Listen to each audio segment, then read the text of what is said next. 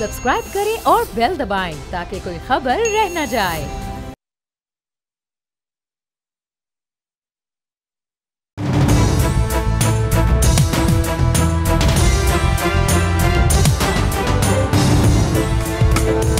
बोल न्यूज की election transmission के साथ आमिर ज़िया हाजिर है। बिलावल भुट्टो ज़रदारी साहब नवाज शरीफ मुखालिफ वोट मुतहरिक करने के लिए कोशा हैं, जबकि नवाज शरीफ माजी के अपने मुबैना सुनहरी दौरे हुकूमत का तस्करा करते नहीं थकते, उन्हीं अदवार और फैसलों का जिन पर उनके मुखालफीन कड़ी तनकीद करते नजर आते हैं। शरीफ ख़ानदान के नज़दीक पाकिस्तान को आज जो भी मसाइल दरपेश हैं, उनकी बुनियादी वजह सिर्फ इमरान खान और उनकी पाकिस्तान तहरीक इंसाफ है, जो बतौर जमात इंतखाबात से अब बाहर हो चुकी है। पीपल्स पार्टी और नून लीग में जो बात मुश्तरक है वो उनके बड़े बड़े वादे हैं। दोनों ही को आम आदमी के मसाइल का दुख है, दोनों ही जो है गुर्बत मिटाना चाहते हैं, दोनों ही जो है अवाम को मुफ्त बिजली देने का ऐलान कर चुके हैं और दोनों ही जमातें जो हैं वो मईशत की बहाली के लिए कोशा हैं। लेकिन वो ये अहदाफ कैसे हासिल करेंगे, इसके लिए नून लीग और पीपल्स पार्टी की क्या पॉलिसियाँ होंगी, वो कौन सी जादू की छड़ी है जिसे घुमाने से वो सख्त फैसलों और जो IMF का नया प्रोग्राम है उससे पाकिस्तान की जान को बचा पाएंगे। इन अहम सवालों पर खामोशी है। ये यानी कि हकीकत पसंदाना पॉलिसियों और मंसूबों की सोच पर बात नहीं हो रही है, नई सोच पर कोई बात नहीं हो रही है, सिर्फ वादे हैं। लेकिन ये सवाल उठाना ज़रूरी है। इन पे बात करने के लिए हमने आज जहमत दी अपने स्टूडियो में जनाब शब्बर जैदी साहब को, के साबिक चेयरमैन, पाकिस्तान के मारूफ तरीन टैक्स एक्सपर्ट हैं, इनको कहा जाता है जी most permanent tax man of Pakistan. लेकिन शब्बर साहब को मैं कहता हूँ कि जी टैक्स के कूजे में बंद करना जो है बड़ा जुल्म होगा। सियासत, अदब और तारीख़ पे बड़ी गहरी नज़र है, कई किताबों के मुसन्निफ हैं, इनके मज़ामीन पाकिस्तान के सफ़े अव्वल के अखबारात, जराइद में, मैगज़ीन्स में शाया होते रहते हैं। शब्बर साहब बहुत शुक्रिया, वेलकम टू द शो। मेहरबानी। आप यकीनन मैं भी तकरीर सुनता हूँ रोज़ सुबह शाम, बड़े बड़े हमारे रहनुमा गुफ्तगू कर रहे हैं। आपके दिल को के तारों को छेड़ पा रहे हैं, अवाम के तारों को, जिनकी वादे हैं, जो ये लोग बयानियाँ लेके चल रहे हैं, मुतासिर कर पा रहे हैं? आपको लगता है जो उनका कैप्टिव क्राउड है, सिर्फ बात जो है उन तक महदूद हो रही है? देखो आमिर, 1988 से पाकिस्तान में दरमियान में 10 साल मुशर्रफ के थे। 88 से लेकर 2023 तक फिर 4 साल, आप 14 साल निकाल दें तो बाकी साल जो हुकूमत थी वो तो इन्हीं दो ही पार्टियों की थी।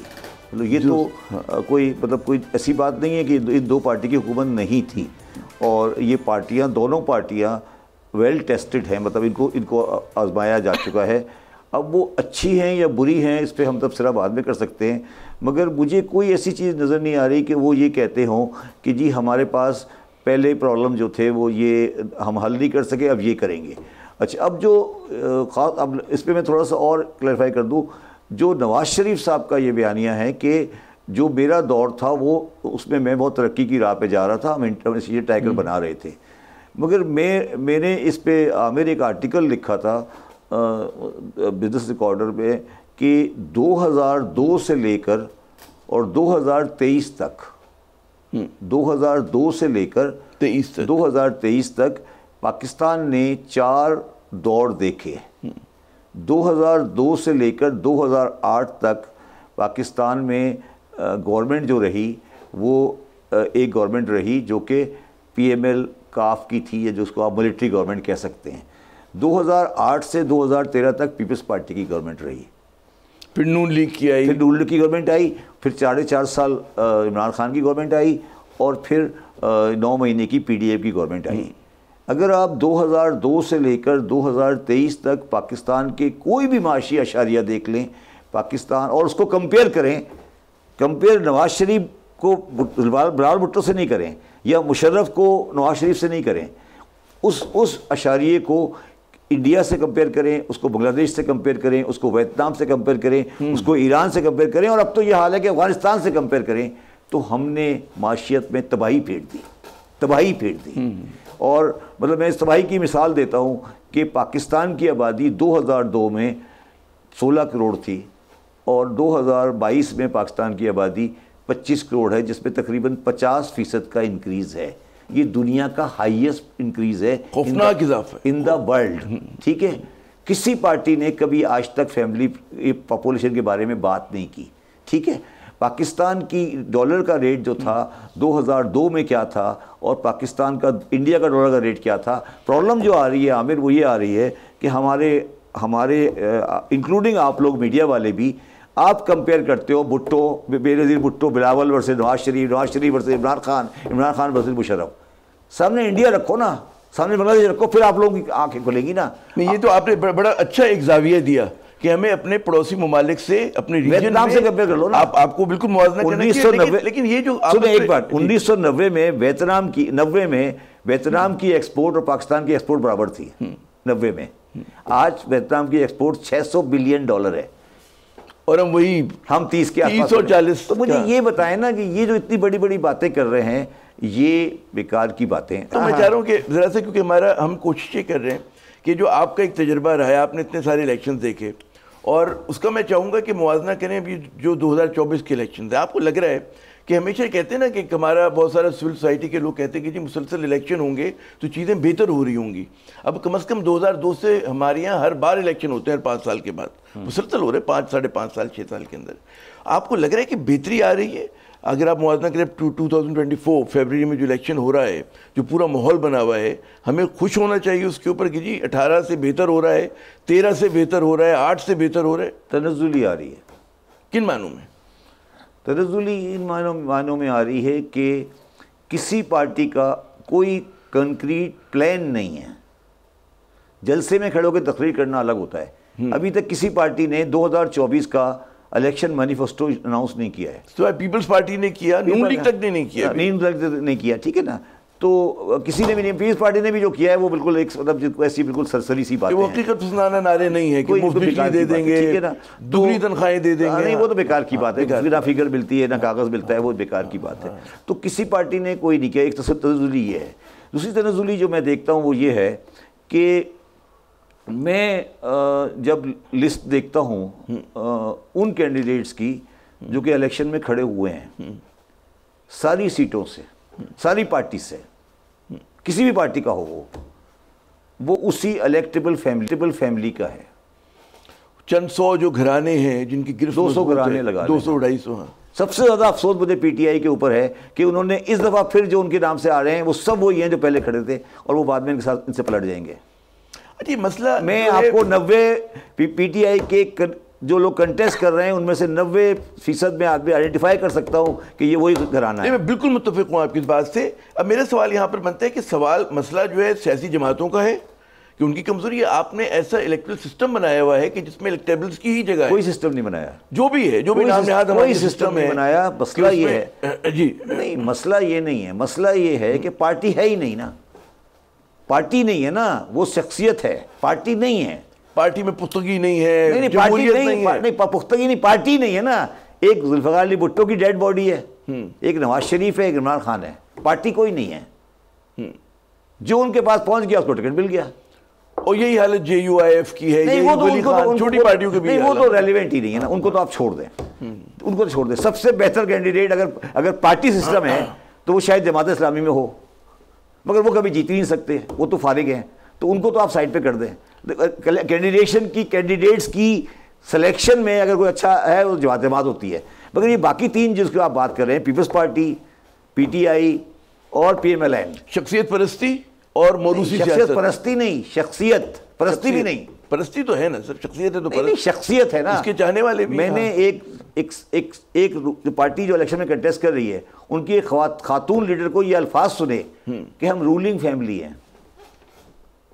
तो उन्होंने झूठ तो नहीं कहा। रूलिंग फैमिली, भाई रूलिंग फैमिली है ना, रूलिंग फैमिली हर कॉन्स्टिट्यूंसी की एक मुझे याद है IBA की मेरे ख्याल में एक स्टडी हुई थी, रूलिंग फैमिली में कहा था कि 60 से 65% जो कॉन्स्टिट्यूंसी है वो सारी आपकी यही डायनेस्टिक है। नहीं, ये बात गलत है। देखो मेरी बात सुनो, आमिर ज़िया, मेरी फैमिली 1970 में पीपल्स पार्टी में थी। पीपल्स पार्टी में उस वक्त हमारी पीपल्स पार्टी ने पंजाब के सब बुत गिरा दिए थे। बेनज़ीर भुट्टो साहिबा की इलेक्शन ने मोरों से हरा दिया था दोई साहब को। आप जब चाहेंगे ना तो हो जाएगा, आप चाहते ही नहीं। आप मुझे बताइए, शेख मोहम्मद रशीद लाहौर से जीते थे नहीं जीते थे? खुर्शीद मीर पिंडी से जीते थे? ये रूलिंग फैमिली कुछ नहीं है सर, ये गलत फहमी है आपकी। ये पार्टी वाले चाहते हैं कि मेरा बंदा जो वो वाला है, ये चाहे इमरान खान हो, नवाज शरीफ हो, जुल्फ़िकार भुट्टो, ये तो चले हमारी सियासी जमातें बदली नहीं, उनमें कोई तरक्की नहीं हुई, कोई इर्तिका नहीं हुआ। अब उसके बाद जब 2024 के इंतखाबात हो रहे हैं तो सबके जहनों में एक सवाल है बड़ा बुनियादी कि जनाब क्या इसके बाद मईशत हमारी बेहतर होगी, इंतखाबात के बाद सियासी इस्तेकाम आएगा नहीं आएगा, क्या आपकी प्रेडिक्शन है? मईशत का क्या ताल्लुक है इलेक्शन से? भाई इनका क्या गवर्नमेंट आएगी, पॉलिसी बनाएगी, मुल्क चलाएगी, सर मतलब पार्लियामेंट का मईशत से क्या ताल्लुक है? मुझे समझा दें, पहले आप ये समझा दें मुझे। पार्लियामेंट में कभी, इस पार्लियामेंट में जो पार्लियामेंट है, जो पाकिस्तान की पार्लियामेंट है, 2002 से लेकर 2023 तक पार्लियामेंट की प्रोसीडिंग को पढ़ लें। अगर कभी किसी पाशी मसले पर डिस्कशन हुई हो तो मैं ये काम छोड़ दूंगा, इंक्लूडिंग बजट। यानी पार्लियामेंट का कोई ताल्लुक ही नहीं है। मैं कह रहा हूँ दुरुस्त कह रहे हैं आप, लेकिन ये जो दिल खुश फहम है ना, उसको तो यही पता है कि पार्लियामेंट है, हम जैसे लोग के पार्लियामेंट है, वहाँ पे कमेटीज में बहस होती है, हमारी पॉलिटिकल पार्टीज जो हैं ये कोई अपने लिए इनके पास मैनिफेस्टो होता है, माशी पॉलिसी होती है, कोई विजन होगा। दिल के भुट्टो साहब का था ना कि भाई उन्होंने नेशनलाइज किया था, गलत या सही विजन था उनका जी। नहीं देखिए, दिल के लगाने को ये ख्याल अच्छा है ना, दिल के बहलाने को ये गालिब ख्याल अच्छा है तो करते रहे आप। आज अगर इलेक्शन हो गया ना अवाम के हुकूक मईशत के ऊपर, तो पाकिस्तान का इस्लामाबाद की सतून हिल जाएंगे। ये नहीं चाहता कोई कि इलेक्शन पाकिस्तान में हो, आप समझे मैं क्या कह रहा हूँ। ये बात कोई पाकिस्तान में आपसे नहीं कहेगा मेरे अलावा। अगर पाकिस्तान में मईशत के उसूलों पर इलेक्शन हो गया तो पाकिस्तान की बुनियादें हिल जाएंगी। समझे क्या कह रहा हूँ मैं आपको। ये प्लानिंग है, इंटेंशनल होता है पाकिस्तान में कि मईशत पे डिस्कशन नहीं हो, क्योंकि हमें ये बिल्कुल जाविया है, जाविया नहीं है, ये हकीकत है। मैं कह रहा हूँ चलें आपके नजदीक आप बता रहे हैं, मैं कह रहा हूँ कि डिस्ट्रीब्यूशन ऑफ रिसोर्सेज नहीं, अगर आप नहीं की बात नहीं कर रहा मैं, आम आदमी की बात। आपने आम आदमी को चक्कर देना है, इसलिए आप कभी सच नहीं बोलना चाहते। सब मिलकर फैसला करते हैं कि सच नहीं बोलना। इस पे सबका अलायंस है, इसमें सबका अलायंस है कि सच नहीं बोलना, हकीकत नहीं बतानी। ये कहता रहना है कि पाकिस्तान बड़ा अजीम मुल्क है, 27 रजब को बना था, ये बाकी रहेगा, ये ऐसा होगा वैसा होगा। सच नहीं बोलना, ये नहीं बताना आवाम को कि आगे डिफॉल्ट होने वाली है। ये सबका ज्वाइंट। ये सबसे पहले आपने ये मेरे ख्याल में रेड फ्लैग जो ये था ये और बड़ी तनकीद हुई थी आपके ऊपर जी। ये इस्तेसाल करने वालों का ज्वाइंट वेंचर है और उसको हमारे यहाँ जमहूरियत का नाम दिया गया। और उस अनफॉर्चुनेटली उस सिस्टम में इमरान खान भी आ गए। अनफॉर्चुनेटली एक बंदा जो कि शायद इसके मुखालिफ था, वो ये नहीं समझ सका कि इस्तेसाल और इस्तेसाल क्या होता है, और वो करप्शन पे लग गया। उसको ये समझ नहीं आई कि मसला इस्तेसाल का है, करप्शन का नहीं है। और उसी रूलिंग एलीट के लोगों को ले आया और वो सारा। अब ठीक है, अभी भी लोग लगे हुए हैं, मगर उनको ये समझ नहीं आ रही कि भाई ये जो खड़े हुए हैं सारे, ये तो सारे के सारे वही हैं, इनमें से 80% तो वही हैं नहीं। और उन बेचारों जो आए हैं ना, उनको भी नहीं पता। यार मेरी बात समझो ना, इन बेचारों को क्या पता कि क्या है ना। ये तो बेचारे आते हैं, एक लैंड क्रूजर मिल जाए बस काफ़ी है, वो इस्लामाबाद में घर मिल जाता है वो काफ़ी है। उन्हें क्या पता कि लाहौर में किस गलियों में क्या हो रहा है। ये बेचारे मासूम से वो अल्लामा इकबाल से माजरत के साथ उनका बड़ा ज़ोरदार शेर है ना कि रहते हैं दोनों एक ही जहां में, सियासतदान का जहां और है, अवाम का जहां और। तो सारे फजा हमारी एक है। मैं वही तो अर्ज कर रहा हूँ ना कि ये ज्वाइंट वेंचर है पाकिस्तान में। और कभी कभी मुझे लगता है रियल इशू पे बात तो अच्छा, ये कभी मुझे लगता है कि नहीं, कभी मुझे लगता है कि शायद ये बेवकूफ़ी थी। मगर अब मैं तकरीबन से यकीन होने लगा है कि हमने ये फैसला कर लिया है कि पाकिस्तान में रियल इशू पे कभी ना गवर्नमेंट होगी, ना पाकिस्तान में कभी रियल इशू पर कोई इलेक्शन होगा। ठीक है, चक्करबाजी कभी ये चक्करबाजी चलती रहेगी और अवाम 70 साल तक ये धोखा। देखिए ना कि उसमें जो हमारी सिविल सोसाइटी के लोग हैं, आप जैसे मोहतरम अफराद, मीडिया का थोड़ा बहुत उसमें किरदार है कि कोशिश तो हो रही है कि ऐसे इश्यूज को मीडिया का रोल नेगेटिव है। मीडिया का रोल इसमें नेगेटिव है, ओवरवेलमिंग में मानता हूं। मुझे आप एक प्रोग्राम दिखा दें किसी मीडिया में जिसमें इंडिया की इकोनॉमिक्स पाकिस्तान से कंपेयर की गई हो, मैं एक काम छोड़ दूंगा। मैं काम छोड़ दूंगा कभी। मुझे आप इंडिया और पाकिस्तान की मईशत का मुआवजा, पाकिस्तान की मईशत पे कौन से प्रोग्राम? अबे भाई मैं ये पूछ रहा हूँ कि कोई एक प्रोग्राम दिखा दो जिसमें ये बताया गया हो कि इंडिया ने ये किया, मैंने ये किया।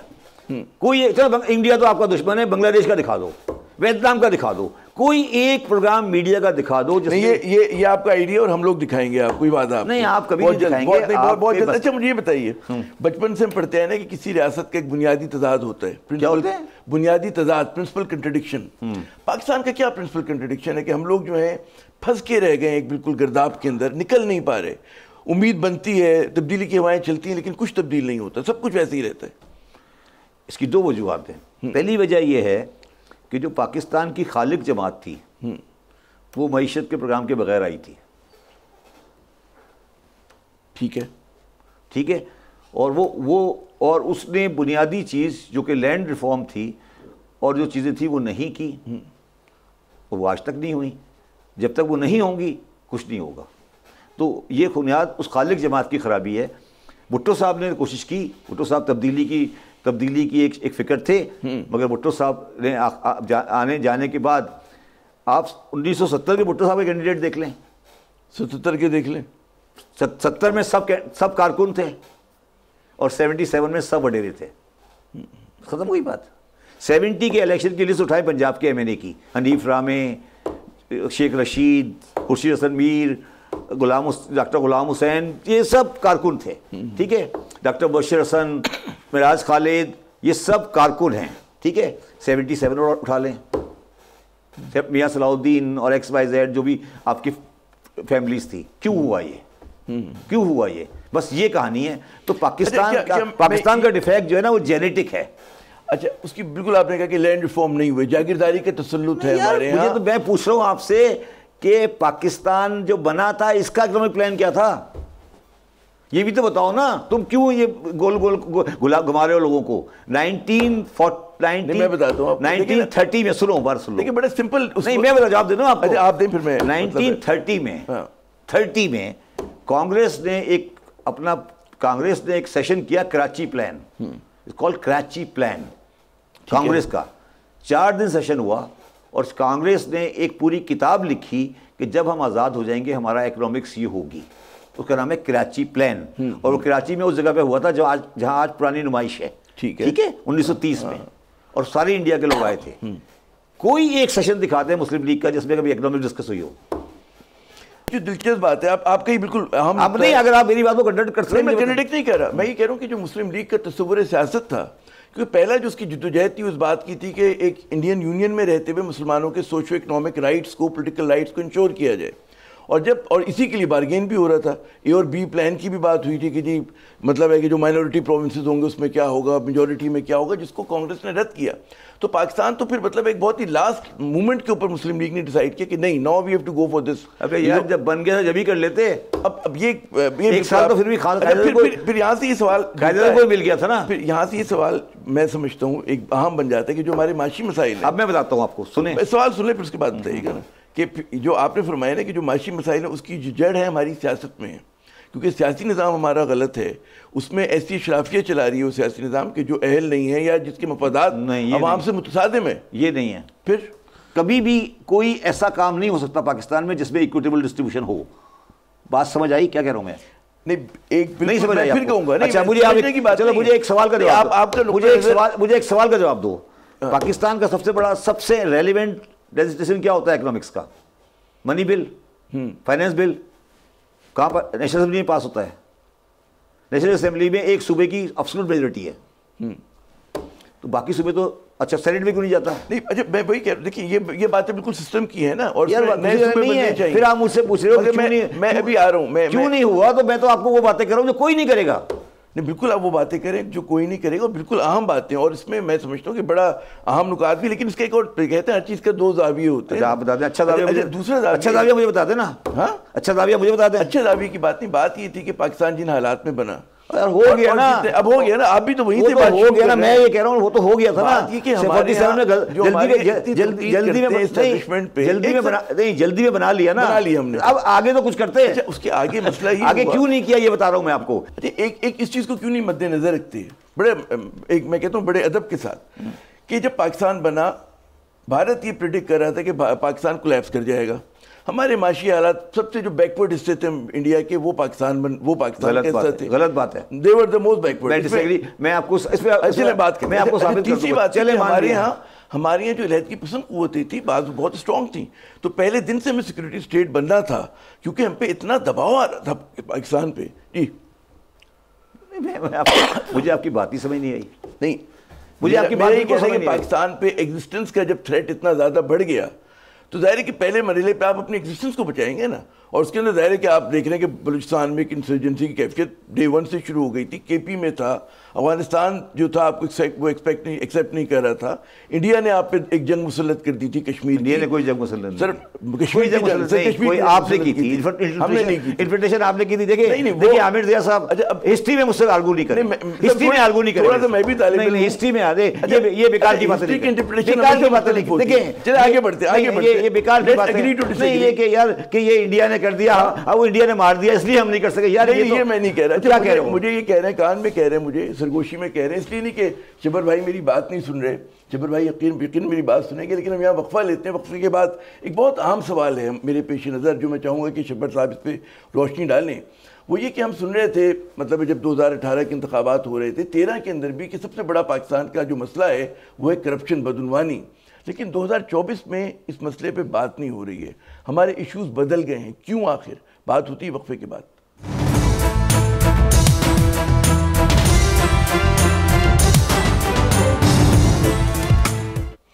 बोल न्यूज़ की खुसूसी ट्रांसमिशन में एक मरतबा फिर खुश आमदेद। हमारे आज के मेहमान मोहतरम शब्बर ज़ैदी साहब। बड़ी गर्मा गर्म गुफ्तगू हो रही थी वक्फे से पहले, और ज़ाहिर है कि जब भी आप तारीख़ की बात करते हैं तो उसके कई ज़ाविये होते हैं। उसमें ये बात नहीं होती कि एक ही ज़ाविया सही हो सकता है कि मेरा ज़ाविया पार्शली हो, और ज़ाहिर है कि शब्बर भाई इतने तजुर्बेकार आदमी हैं और इनकी जितना इनका मुताला है तो इनके ज़ावियों को बड़े हम इत्तराम से देखते हैं। लेकिन हमेशा तारीख़ में ज़रा सी इख्तलाफ की गुंजाइश होती है, इंटरप्रिटेशन की बात होती है कि एक ही इवेंट को 2 मुख्तलिफ या 3 मुख्तलिफ ज़ावियों से हम उस पर बात कर सकते हैं।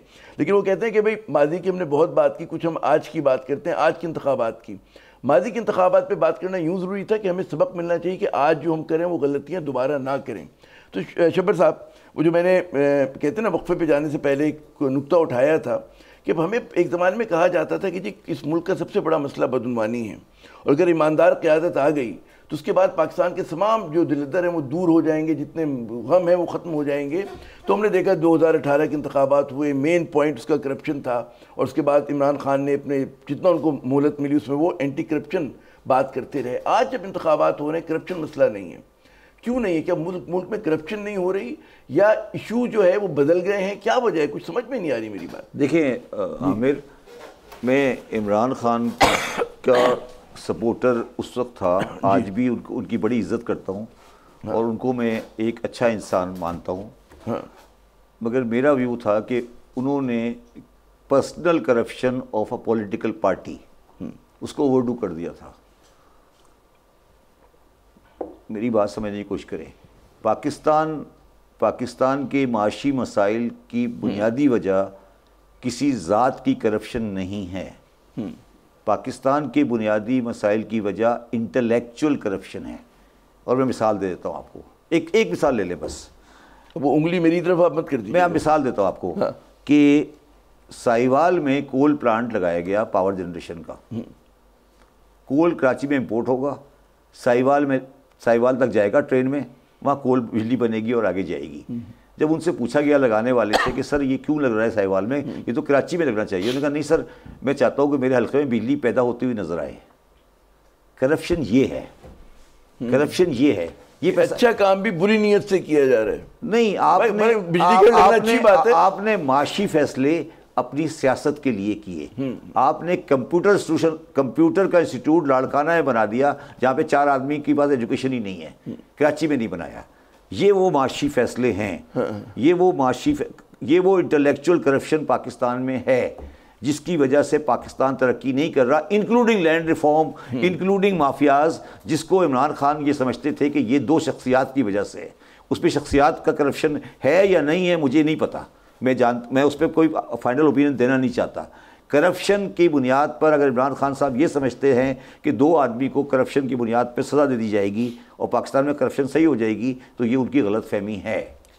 सिंपलिस्टिक सोल्यूशन उन्होंने निकाला। सोल्यूशन ही नहीं है ना। हाँ, नहीं, आप मुझे बताएं कि 2 आदमी को फांसी लगा दी आपने कि करप्ट हैं, ठीक है, उसके बाद करप्शन खत्म हो गई। पूरे पुलिस FBI में 23,000 आदमी बैठा हुआ था, वो सारे उस दिन सही हो गए जिस दिन आपने कहा प्राइम मिनिस्टर करप्ट था, वो खत्म हो गया। ये इमरान खान के दिमाग में गलत बात किसी ने बिठाई है।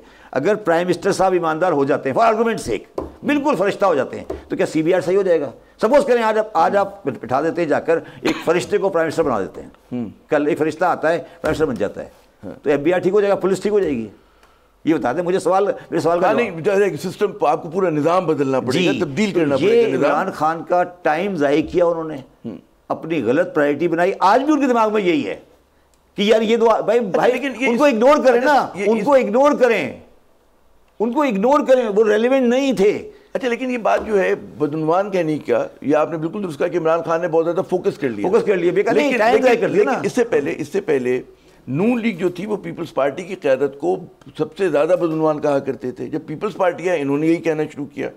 हमारी इस्टेब्लिशमेंट ने इसी तरह पूरी बात की कि जनाब फलां फलां अशखास जो हैं, यानी कि जो अलामत बन गई इस मुल्क में करप्शन की, वो ये 2 ख़ानदान बन गए। गलत या सही, ये अलग बहस है, और इसको बनाने में सबका अपना, एक आदमी का तो हाथ नहीं है। आप याद करें ना कि शहबाज शरीफ साहब कहते थे ना, मैं पेट फाड़ के दौलत निकालूंगा जो लूटी है जरदारी साहब ने, और जरदारी साहब भी इसी तरह की बातें शरीफ ख़ानदान के मुतालिक करते थे। तो ज़ाहिर है कि इमरान वाहिद नहीं थे जो ये बात कर रहे थे कि बदनवानी जो है इस मुल्क का इशू है। कुछ चीज़ें होती हैं जो गैलरी के लिए होती हैं, ठीक है। शहबाज शरीफ और जरदारी साहब गैलरी के लिए कर रहे थे, और खान साहब की सादगी ये थी कि उन्हें यकीन हो गया। हाँ, यस, वो गैलरी के लिए कर रहे थे ना भाई। वो उनको सब एक थे, वो इस आवाम के इस्तेसाल में सब एक हैं। शहबाज शरीफ भी लैंड क्रूजर में, बिलावल भी लैंड क्रूजर में है, अवाम के इस्तेसाल में सब एक हैं। वो गैलरी के लिए खेलते हैं कि मैं इसको मार दूंगा, वो इसको मार दूंगा, गैलरी के लिए खेल लेते। खान साहब की सादगी से वो समझे कि यार ये इसको ये, और शाम को पार्टी में एक जगह पर, शाम इसमें कभी अवाम पार्टी नहीं है। अच्छा, इसमें एस्टेब्लिशमेंट भी पार्टी बन गई जब वो ये समझते रहे, वो भी, उनको भी पता था कि गैलरी हो रही है। मगर मैं आपको फिर अपनी बुनियादी बात पर आ रहा हूँ, फिर मेरी बुनियादी बात पर। ओ भाई, ये नहीं चाहते हम कि यहाँ पे अवाम की बात हो। क्यों नहीं समझते तुम बात मेरी? तुम मेरी बात को, बुनियादी बात को क्यों नहीं समझ रहे? हमारा ये कंसेंसस है कि हमने अवाम की बात नहीं करनी, क्योंकि हमारा धोखा हो चुका है 71 में। लेकिन आप देखें कि अब थोड़ा बहुत मौका मिल रहा है, आप माशाल्लाह कर रहे हैं ना बात, जो आपके दिल में बात कर रहे हैं। मगर मैं अकेला हूँ ना दुनिया, पाकिस्तान में मईशत की बात इसलिए नहीं की जाती कि अवाम सामने आ जाएगी। अच्छा, ये बताइए मईशत की भाई, बार बात हो रही है। अगर एक बंदा ये बता दे कि रोटी कितने रुपए की मिल रही है आज, तंदूरी रोटी, ये कोई बात कर रहा है? कभी किसी ने ये बताया कि ये जो कैमरामैन सामने खड़ा है, इस कैमरामैन के बच्चे की एजुकेशन है? ये कोई नहीं बात कर रहा। ठीक है, उसने तबाह कर दिया, मैं अच्छा था, उसने तबाह कर दिया, मैं अच्छा था, वो बुरा था, ये था। ओ भाई, ये तो बताओ कि कैमरामैन क्या जिंदा रह सकता है इस महंगाई में? ये मुझे बताइए। ये इसलिए नहीं कर रहे। बिल्कुल, बहुत बिल्कुल सही बात की आपने। मईशत की बहाली की अगर बात हो तो सब मारे जाएंगे। नुक्ता आगाज क्या होना चाहिए, कहाँ से शुरू करें? मतलब है वो तमाम इख्तियारात, ताकत आपके पास आ गए, आपके मशवरे लोग सुनने लगे, तो आप क्या देंगे कि जी नुक्ता आगाज़ हमारी पहले 2-3 कदम हैं वो ये होने चाहिए, इसके बाद हमारी मईशत जो है पटरी पे चढ़ पाएगी? मैं एक बात आपको कहूँ, पता नहीं आप उसे चलाएंगे नहीं चलाएंगे। नहीं, बिल्कुल। सबसे पहले अनसेंसर्ड, सबसे पहले मज़हब का सियासत से अलग कर दें। उसकी वजह क्या है? इसलिए ये है कि जब भी हम कोई करेक्शन करने जाते हैं ना, तो उसके बाद एक मुल्ला सामने खड़ा हो जाता है कि सर आप बात सही कर रहे हैं, मगर ये इस्लाम में नहीं है। हाँ। तो ये जो इस्तेसाली दफ़ा है ना, इसकी लास्ट लाइन ऑफ डिफेंस मुल्ला है। पीपल्स पार्टी ने 70 की दहाई में किया था ना। तो, मैं आज भी कह रहा हूँ ना कि जितने लेबर लॉज में अच्छे लॉ बने हुए हैं सब पीपल्स पार्टी के ज़माने के हैं। लेबर लॉज में worker welfare fund, worker profit partition fund, EOBI, जितने भी आज गरीब आदमी के लिए थोड़ा बहुत लॉ है ना जो बना हुआ है, वो सब पीपल्स पार्टी के ज़माने का बना हुआ है। कि भुट्टो साहब की सोशलिस्ट सोच थी, जे रहीम की, वो ठीक थी। मेरा ये कहना है कि भुट्टो साहब आखिरी आदमी था जिसने कभी आम आदमी की बात की थी। उसके बाद इमरान खान आम आदमी की बात नहीं करता। वो ये कहता है कि नहीं मैं तब्दीली लाऊंगा। तब्दीली क्या लाओगे भाई, ये तो बताओ मुझे, क्या तब्दीली? तब्दीली ये लाओगे कि टॉप में वाला बंदा करप्ट हो जाएगा, ये गलत है, उसको समझ ही नहीं आई। इमरान खान इफेक्टिवली, कंट्रडिक्शंस उनकी, सुन लो मेरी बात, Imran Khan effectively English medium का सियासतदान है, मैं उर्दू मीडियम का इंसान हूँ। जब तक आप उर्दू मीडियम के इंसान नहीं बनोगे पाकिस्तान में सियासत नहीं कर सकते। उर्दू मीडियम का इंसान वो होता है जो जवान टाउन से निकलकर सांदा में सांदा तुम नहीं जानते, मैं जानता हूँ, सांदे में रहे। किसमें? सांदा। अच्छा, सांदा एक जगह है लाहौर में। अच्छा, ओके, ठीक है, ये किशन नगर में रहे। जमान पाक वाले को आम आदमी समझ नहीं आ सकता, मॉडल टाउन वाले को। जमान पाक वाला या मॉडल टाउन वाला पाकिस्तान के अवाम की तकलीफ का जायज़ा नहीं ले सकता। डिफेंस वाला गोली मार को नहीं समझ सकता। मैं ये नहीं कह रहा कि मैं गोली मार में रहूं, मेरा सवाल यह है कि जब तक आप गोली मार वाले की, गोली मार वाला इसलिए खराब है कि ज़रदारी चोर है, ये कह रहे हैं आप, ये समझा दें मुझे। गोली मार में पानी इसलिए नहीं आ रहा कि ज़रदारी साहब ने पानी बंद किया हुआ है। मैं ये कहने की कोशिश कर रहा हूँ, यहाँ पर आकर इमरान खान गलती कर गए, मैं ये आपको समझाने की कोशिश कर रहा हूँ। अच्छा, आप कह रहे हैं कि सही कैसे करें? अब सही ऐसे करें कि आपने एक पार्टी को बैन कर दिया कि वो उस पार्टी ने इलेक्शन नहीं कराए। ये जो पार्टी ने इलेक्शन नहीं कराए, इनकी बेवकूफ़ी क्या थी पता है आपको? कि इन्होंने पार्टी का आइन बना दिया था अमेरिका की डेमोक्रेटिक पार्टी से लेकर, कॉपी किया था, कॉपी पेस्ट हो गया, कॉपी पेस्ट किया था। पीस पार्टी में कैसे इलेक्शन होता है पता है आपको? पता है आपको कैसे होता है? बताइए, आप पार्टी के रुकन है भाई, हमें क्या पता? पुराना है, पार्टी से होता है कि सीईसी की मीटिंग होती है, कहते प्रेसिडेंट के लिए कौन, मैं खड़ा हो रहा हूँ, कहते यस सर, खत्म, इलेक्शन हो गई। उनका उनकी मैनुअल में लिखा हुआ है। तो आपको अब अगर आपने ये एक पार्टी को इस बुनियाद बैन कर दिया है ना, तो फिर आप ये काम कर दें, पार्टियों की इलेक्शन कराएं, पार्टियों की मेंबरशिप करें, पार्टियों को प्रोग्राम दें, पार्टियों से मैनिफेस्टो बनवाएं, पार्टियों के अंदर एक्चुअली डेमोक्रेसी लाएं, फिर ये पार्टी आगे बढ़े। आज आपको पता है कि सबसे बड़ी पार्टी दुनिया में पाकिस्तान, इंडिया नहीं, दुनिया में सबसे बड़ी पॉलिटिकल पार्टी बीजेपी है। उसकी शायद इस वक्त एक्चुअल मेंबर कोई 10 करोड़ हैं, 10 करोड़ बंदे रेगुलर मेंबर है बीजेपी के। तो ये जो हमने डेमोक्रेसी खड़ी की है, जो सिर्फ शाम को इलेक्शन से 10 दिन पहले मॉडल टाउन के कमरे में बैठ के डेमोक्रेसी बनाती है, इस तरह डेमोक्रेसी नहीं होती। आप मुझे बता दें कि पीएमएलएन का ऑफिस कहां पर है? बताएं मुझे, ऑफिस कहां है भाई? जहां बादशाह वहां दरबार लग गया। दरबार क्या पीएमएलएन के पास कोई इकोनॉमिक टीम है? डार साहब नहीं, फुल टाइम, फुल टाइम। आपको पता है कि सेनेटर एडवर्ड केनेडी जो मैसाचुसेट्स का सेनेटर था, वो one of the very important parliamentarian दुनिया में रहा है। उसका जाती स्टाफ 800 आदमी था, 800 बंदे थे उसके पास। जो पीपल्स पार्टी की कहाँ इकोनॉमिक टीम है? नहीं, पीपल्स पार्टी के पास कंपैरेटिवली बेहतर है। पीपल्स पार्टी की सीईसी आज भी बेहतर है उनसे। देखिए, पीपल्स पार्टी में ताज हसन साहब हैं, रज़ा रब्बानी साहब हैं, मैं उनकी इज्जत करता हूँ, फरदुल्ला बाबर साहब हैं, इनकी ये कारकुन है, मतलब इन्होंने जिंदगियां गुजारी हैं अपनी इकोनॉमिक। मैं इनको सपोर्ट नहीं करता, मगर मैं कह रहा हूँ, आप मुझे ये बता दें कि सबसे बड़ा आदमी आप, सबसे बड़ी पार्टी आप लेकर आए, पीटीआई, इमरान साहब, 5 साल से आपकी टीम थी फाइनेंस की, थी ना, और डिलीवर नहीं कर सकी। नहीं, 1 साल बाद तो चेंज कर दिया, बॉलर चेंज कर दिया आपने। एक साल में 1 साल में अपना फास्ट बॉलर चेंज कर दिया। क्यों? तैयारी नहीं थी। नहीं, क्या? यस, एग्जैक्टली, तैयारी नहीं थी। This is the whole point. तो मैं फिर वही जो वो आते हैं ना कि जी पहला कदम क्या होगा, उसका मकसद ये हुआ कि जब तक आप अपनी सियासत को सही नहीं करेंगे, पॉलिटिकल पार्टीज को रिफॉर्म नहीं करेंगे, स्ट्रक्चर को दुरुस्त नहीं करेंगे, आपकी मैशत भी नहीं सीधी होगी। यही मैं समझूं, लुबे लुबाब यही है ना आपकी? अच्छा, अब इससे आगे चलो। बात ये है, ये दुकान चल रही थी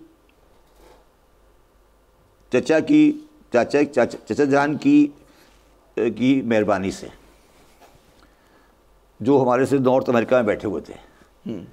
अब वो उन्होंने थोड़ा हाथ खींच लिया है। अच्छा, वो जियो पॉलिटिक्स बिल्कुल सही। सुनो, जियो पॉलिटिक्स की बात नहीं कर रहा मैं। अब आप कह रहे हैं सही कैसे होगी? अब ये कुदरती तौर पे सही हो जाएगी। जब घर में दाने मुक जाते हैं ना, फिर सब लोग काम करने लगते हैं। अब इसके दाने मुक गए। क्योंकि इश्यूज बहुत ज्यादा है। नहीं, आप कोई इशू नहीं है, कोई इशू ही नहीं है, ये आपकी गलतफहमी है। जब इसलिए कि दाने आ रहे थे, सब बैठे हुए थे, अब दाने मुक गए सबके। अब भाग दौड़ करनी पड़ेगी ना, जो भी आएगा ना 24 में, जो भी आएगा 24 में, 25 में उसकी तबीयत साफ हो जाएगी। अच्छा, मुझे ये बताइए, इस तरह से मौजू बदलते हैं कि खर्च की बात हो रही है ना, कि तनख्वाहें दुगनी कर देंगे, बिजली मुफ्त देंगे, बड़े बड़े वादे हो रहे हैं। असल सोर्स है कि जी रेवेन्यू होगा तो करेंगे, वो कहाँ से आएगा क्या? क्योंकि आपका तो एक्सपर्टीज़ है, FBR को आपने लीड किया है, क्या पोजीशन है हमारी? रेवेन्यू तो शायद आ भी जाए आमिर ज़िया, जब रेवेन्यू का 90% चला जाएगा खर्चों की अदायगी में, तो कौन सा रेवेन्यू, कौन सा खर्च, क्या बात कर रहे हैं? भाई वही तो आपको बढ़ाना पड़ेगा ना, रेवेन्यू बढ़ाएंगे, कुछ सोचेंगे ना कि आप इन हालात में तो नहीं रह सकते। जो आपने कहा भाग दौड़ करनी पड़ेगी। सबसे पहला स्टेप होगा रिटेलर को हाथ डालना, अगला स्टेप होगा, अगला होगा आप एग्रीकल्चर को हाथ डालना, हाँ। तीसरा स्टेप होगा रियल एस्टेट को हाथ डालना। 3 मैंने बता दिया आपको। अच्छा, ये कोशिश आप याद करें, मैंने तीनों में हाथ डाला था ना। आपने डाला था, खत्म हो गई बात, मैं इसलिए बाहर बैठा हूँ। भाई इस मामले में आप याद करें, मुशर्रफ साहब के दौर में बात हुई थी ना कि रिटेलर पे टैक्स डालने की, वो नहीं कर सके थे उस चीज़ को, नहीं कर सके, बैट नहीं कर सके थे, याद करें वो सारी बात है। तो अब क्या उम्मीद होगी कि जी ये जो मुशर्रफ साहब के ज़माने में एक सर्वे हुआ था, याद है जी? एक सर्वे के फॉर्म आए थे घरों में सबके, तो एक मीटिंग हुई जिसमें एक साहब थे, वर्दी में थे, तो उन्होंने कहा कि नहीं सर, ये हमें आगे प्रोसीड नहीं करना, इससे अवाम में बेचैनी फैल जाएगी। तो आपको पता है मैं थोड़ा ब्लंट आदमी हूँ, मैंने कहा sir this is my subject not your subject. ठीक है। तो मुशर्रफ साहब ने फिर मेरे पैर पे हाथ रखा कि शब्बर थोड़ा आर्गू भी थे। अच्छा, अब ये मुझे बताएं, बिल्कुल ये जो रिटेलर आपने कहा, रियल एस्टेट की बात की, एग्रीकल्चर की बात की ना, इसमें से एग्रीकल्चर, रिटेल, भाई ये प्रोविंस के पास ये 3 है ना, ये 3, हाँ 300 कितने, 342 है मैंने, है ना, हाँ। इसमें से 300 का कारोबार ये 3 है। अपने खिलाफ कैसे कानून साजी करेंगे? यही तो कह रहा हूं मैं तुम्हें, क्या कह रहा हूं इतनी देर से। तो फिर जब रेवेन्यू बढ़ाना होगा तो कॉर्पोरेट सेक्टर का गला पकड़ेंगे। अबे तो भाई ये तो कह रहा हूं, ये जो सामने पड़े 3, हाँ। ये 3 जो हैं वो तकरीबन कोई मुझे बता दो MNA है पाकिस्तान में जो लिस्टेड कंपनी चलाता हो? किसी पॉलिटिशियन की शरीफ फैमिली ने कभी लिस्टेड कंपनी बनाई है? क्यों नहीं बनाई? किसी पॉलिटिशियन ने कभी ऐसा कारोबार किया है जो कैश इकोनॉमी नहीं हो? पोल्ट्री, सरिया, यही काम करते हैं। चीनी, जहां कैश है वहां काम करते हैं। तो तुम क्यों मेरा मुंह खुलवा रहे हो यार? नहीं तो बड़ा अच्छा कर रहे हैं, मतलब हमें बड़ा हमारी मालूमात में इजाफा हो रहा है। मगर क्या ये जो अब आपने कहा जी इन 3 सेक्टर्स की बात, और अरसे से हम सुन रहे हैं, मैंने मिसाल दी आपको, मिसाल आपने दी है कि रिटेल हो गया, एग्रीकल्चर हो गया, रियल एस्टेट हो गया। अब सवाल ही किसी पॉलिटिकल पार्टी के एजेंडे पे है, ये नजर आ रहा है आपको? नहीं, मैंने आपको कहा ना कि ये जो आपको एजेंडे पे नहीं है, और ना होगा, वो पार्टी नहीं, मगर वो पाकिस्तान के मामलात की पार्टी नहीं है। Try to understand sir. अब एक बात समझो मेरी, अब जो मुझे नजर आ रहा है वो ये नजर आ रहा है, जो मैं अगर आज उसके बाद से मैं थोड़ा परेशान हूं, आज एक वाक्य के बाद से मैं ये समझ रहा था कि पार्लियामेंट का लेवल डिस्ट्रिक्ट काउंसिल के बराबर हो गया है SIFC के बाद। अच्छा, ठीक है। मगर मुझे आज का डिसीजन जो SIFC की उन्होंने FBR रिस्ट्रिक्शन को रेफर कर दिया, मुझे समझ नहीं आया। SIFC ने अप्रूव किया था, आज कैबिनेट में उसको रेफर कर दिया। हैरत अंगेज बात है, वो जो रिस्ट्रक्चरिंग होनी थी FBR की, और हाँ वो हो रही थी ना, वो SIFC ने अप्रूव किया था। हाँ बिल्कुल किया था, आज कैबिनेट ने रेफर किया है। मेरे ख्याल में नई हुकूमत के लिए भी कोई काम छोड़ना चाहिए ना, सारे काम अगर निगरान होने के लिए। आमिर ये है कि SIFC ऊपर है या पार्लियामेंट ऊपर है? जवाब दो ना मेरा। देखिए अभी तो पार्लियामेंट नहीं है ना, तो अरे भाई मैं पूछ रहा हूँ जो पार्लियामेंट आ जाएगी जब, मेरे ख्याल देखिए हमारी जिस तरह की पार्लियामेंट है उसमें उसको सपोर्ट स्ट्रक्चर चाहिए ना, SIFC चाहिए, नेशनल सिक्योरिटी काउंसिल चाहिए, तब हम लोग अच्छा डिलीवर करेंगे। ये बहस वाली बात है, लेकिन चलें। अच्छा एक, क्योंकि नहीं मुझे एक बात बता दो, 5-6 मिनट रह गए, मुझे एक बात बता दो कि क्या कोई प्राइम मिनिस्टर डिसएग्री करने की हिम्मत करेगा अगर 2 व्यूज होंगे? Let's be fair. भाई प्राइम मिनिस्टर अवाम का नुमाइंदा क्यों नहीं करेगा? किया है माजी में, नवाज शरीफ साहब ने नो कही है। Let us wait. हाँ लेट अस वेट। अच्छा मैं कह रहा हूँ 5 मिनट है मेरे पास। जी आप बताइए। ये मुझे एक जो बड़ा सवाल है, मतलब ओप्रेसिव टैक्सेशन का पाकिस्तान, कौन सा ओप्रेसिव टैक्सेशन हमारी जिस तरह से हो रही है कि इन जो जहाँ पे आप टैक्स लगाना है, नेट को बढ़ाना है, वहाँ करते ही नहीं है। जो बता दो दिया आपको सामने, वो उसकी वजह नहीं होगा, वो नहीं होगा नहीं होगा ना, ये तो कह रहा हूँ मैं आपको। तो जो दे रहे हैं वही मल्टीप्लाई होते जाएंगे, तो फिर हम फंस गए यहाँ पर, फंस गए ना, फंस गए। अच्छा अब इसकी करेक्शन हम नहीं करेंगे। हाँ। वो जो पहले मुझे लोन दे रहे थे ना, वो करवाएंगे, वो अपनी लोन की रिकवरी के लिए कराएंगे, हमारी भलाई के लिए नहीं कराएंगे। हाँ। वो उनका लोन फंसा हुआ है हमारे पास $7.5 बिलियन। अच्छा, इसी में एक और बात आ जाती है कि लोग इतराज करते हैं जी हमारा जो करंट एनएफसी का डिस्ट्रीब्यूशन का फॉर्मूला है उसकी वजह से फेडरल गवर्नमेंट अनसस्टेनेबल हो गई है। मैं भी एग्री करता हूं। उसको जरा आप एक्सप्लेन करें, क्योंकि यहाँ लोगों ने उसको जिंदगी मौत का मसला बनाया कि जी एनएफसी को आप नहीं छेड़ सकते। नहीं, मैं ये समझता हूँ कि एनएफसी में जो 54% प्रोविंसेस का हिस्सा है, 56 या 54 लगा ले जो भी है, उसमें आपने जब बनाया था उस वक्त हमारा इंटरेस्ट चार्ज ये नहीं था। तो मैं ये समझता हूँ कि आप 54 ही रखें, मगर इंटरेस्ट चार्ज का एक हिस्सा जहाँ पे पैसे आपने लिए हैं सूबों के लिए, वो सूबे बर्दाश्त करें। दोबारा समझाऊँ मैं क्या कह रहा हूँ? नहीं, मैं तो समझ गया, लेकिन अगर आप और इसको आसान उसमें देखें, आज हमारे जो खर्चा आप सूबे कर रहे हैं, आज हमारे नहीं, जो पैसे गवर्नमेंट ने लिए, मैंने गवर्नमेंट ने, फेडरल गवर्नमेंट ने पैसे लिए और पैसे से आपने सूबाई गवर्नमेंट के लिए एक पुल बना दिया।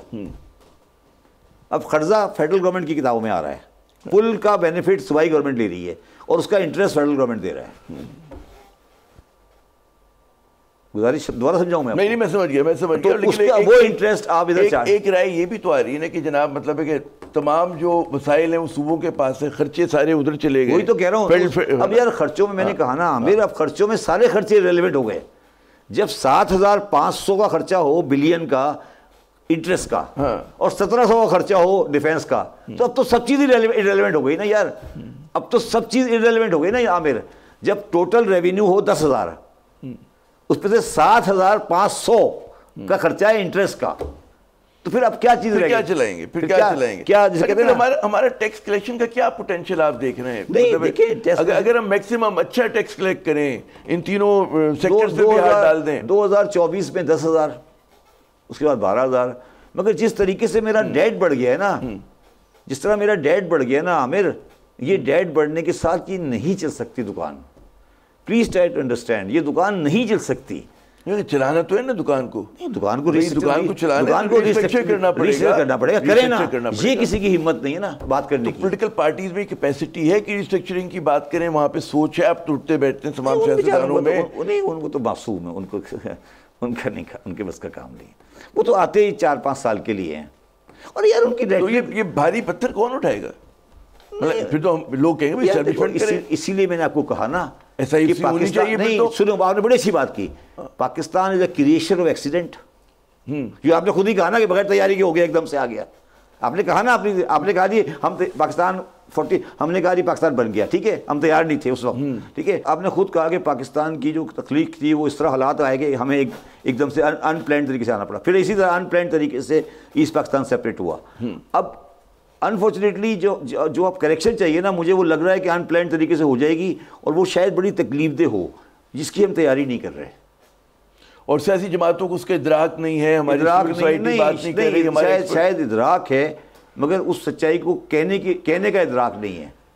अच्छा, ये बड़ी अजीब सी बात नहीं कि कौम को इतनी बड़ी आजमाइश से गुजरना है ना, हम सबको नजर आ रहा है, निविश्ते दीवार है, बिल्कुल सामने की बात है, उस पर कोई ना बात कर रहा है, ना उसके लिए कोई तैयारी की बात कर रहा है। बात ये हो रही है कि जब मुफ्त बिजली दे रहे हैं, हम तनख्वाहें दुगनी कर रहे हैं, कैसे करेंगे?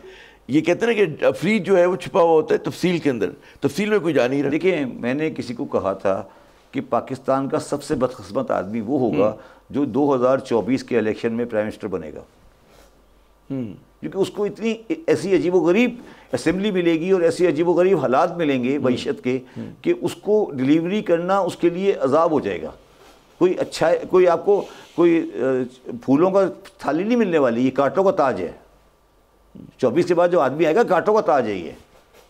ये लग रहा है हम इलेक्शन में जीत के आ जाएंगे और ये कर लेंगे, ये कांटों का ताज है जो आपको नज़र आ रहा है। ये लोगों को नज़र नहीं आ रहा ना, ये लोग समझ रहे हैं कि जी इलेक्शन जीत के आएंगे और वो 2013 वाली इकनॉमिक करा देंगे, बिजली आ रही है, बिजली नहीं आ रही, वो टाइम गुजर गया। अब 2000 पता नहीं कितना, 2000 पता नहीं 4000 बिलियन का सर्कुलर डेट पड़ा हुआ है। अजीब अजीब फिगर्स हैं, फैक्ट्स एंड फिगर्स हैं, जो जियो पॉलिटिक्स चेंज हो चुकी है, सब कुछ तब्दील हो चुका है।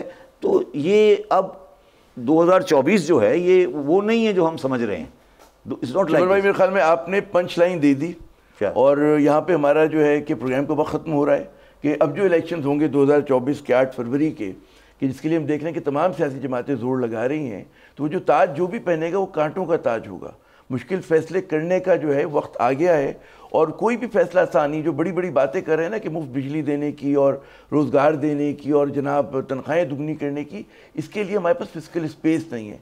क्या ये अच्छा हो कि सियासी जमातें सच बोलने लगें, लोगों को हकीकत से बाखबर करें, ताकि कौम तैयार हो, और कुर्बानी जो है सिर्फ आवाम से ना मांगे, बल्कि हमारे हुक्मरान अशराफिया भी कुछ ना कुछ कुर्बानी दे। आमिर ज़िया को अगले प्रोग्राम तक के लिए इजाज़त, खुदा हाफिज़।